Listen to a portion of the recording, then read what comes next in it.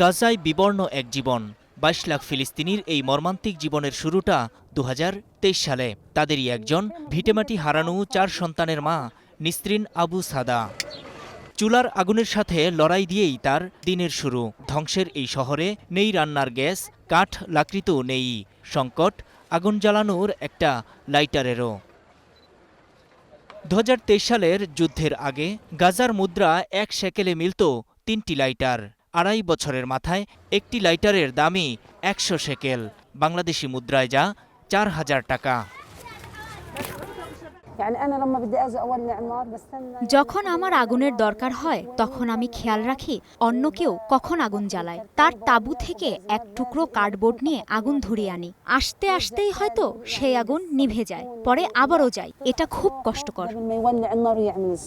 Lighter মেরামতকারী Hasan Abu লতিফার ছিলেন একজন প্রকৌশলী। ইসরায়েলি নির্মমতা তাকে বানিয়েছে মেরামতকারী।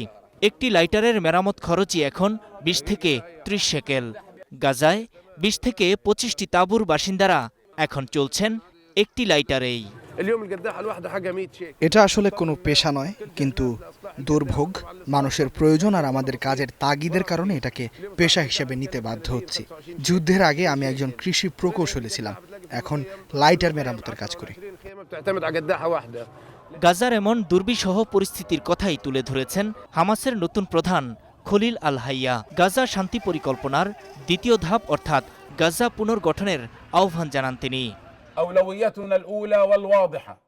আমাদের প্রথম স্পষ্ট অগ্রাধিকার হল দখলদারদের আগ্রাসন, হত্যাকাণ্ড ও সন্ত্রাস বন্ধ করা, গাজা থেকে ইসরায়েলি সেনা পূর্ণ প্রত্যাহার করা। আমরা আহ্বান জানাচ্ছি তারা যেন ইসরায়েলি উগ্র সরকারকে চাপ প্রয়োগ করে, যাতে তারা যে বিষয়গুলোতে সম্মত হয়েছে তা বাস্তবায়ন করে, সেই সাথে পরবর্তী ধাপে যাওয়ার প্রক্রিয়া শুরু করে।